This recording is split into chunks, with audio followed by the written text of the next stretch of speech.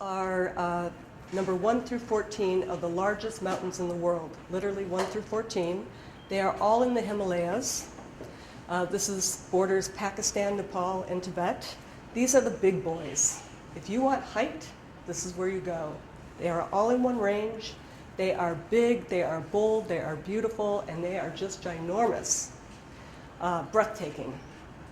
And they all are in one place in the world. In front of those, in the different colors, are the 7 summits. Actually, it's the first and second of the highest mountain on each of the continents. And for you keen observers, there's always one. You will have counted 8. Why is there 8?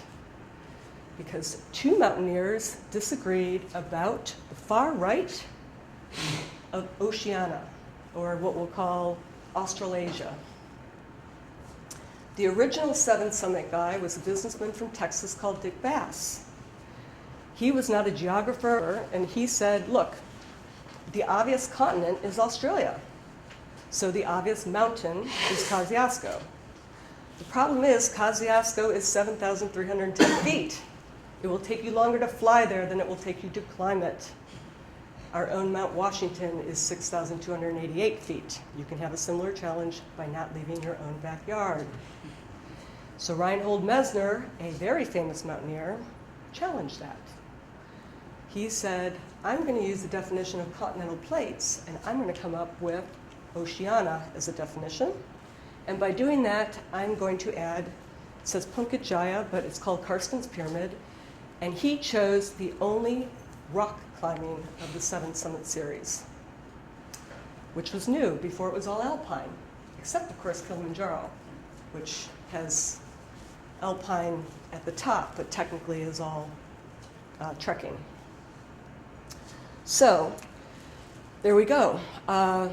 We now effectively have 8 summits, but if you do one or the other, you technically do the 7 summits.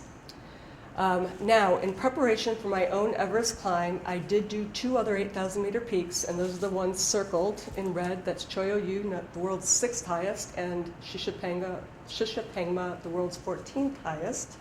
I did those 2 mountains back to back, summited 8 days apart, and it was only then that I knew I was ready for Everest. Because, in my opinion, you really need to experience high altitude before you know if you're ready for high altitude. And where can you get it? Only here.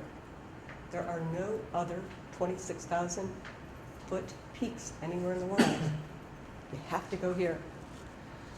So you see K2, a second half of our class, we're going to be talking about K2. It's the 2nd largest mountain in the world, sitting right there next to Everest. We also, in our case study, have a little bit about what we call the Deadliest Mountains, and these are the death to summit statistics. At the bottom, you see the top 3 deadliest mountains. So by looking at death to summit statistics of 35, 26, 20%, so we could break that down as for every 3, 4, and 5 people who summit, 1 dies. Yikes.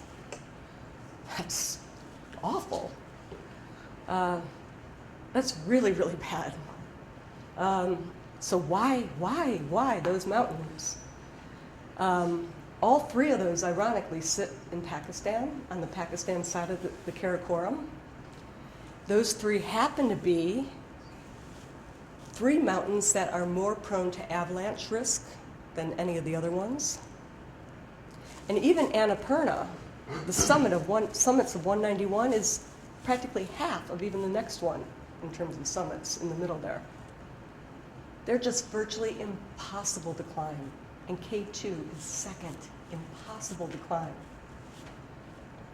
And Everest, whether you add Sherpas or take Sherpas out, because Sherpas help climbers these days, 4.4 or 4%.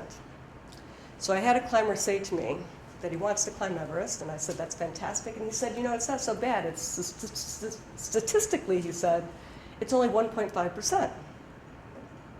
I said, is that right? He said, yeah, this year there were 9 deaths and 600 summits. That's 1.5%. I said, well, you know something? I read The Economist, and I'm a former banker. And I like to lie with statistics as well. So this is a statistic that you give to your mother, and maybe you give it to your girlfriend or your boyfriend, but never, ever lie to yourself if you're going to climb Everest. Never do that. Because that real statistic is a lot more than 1.5%. And as long as you know that, you go, and you go with a good conscience.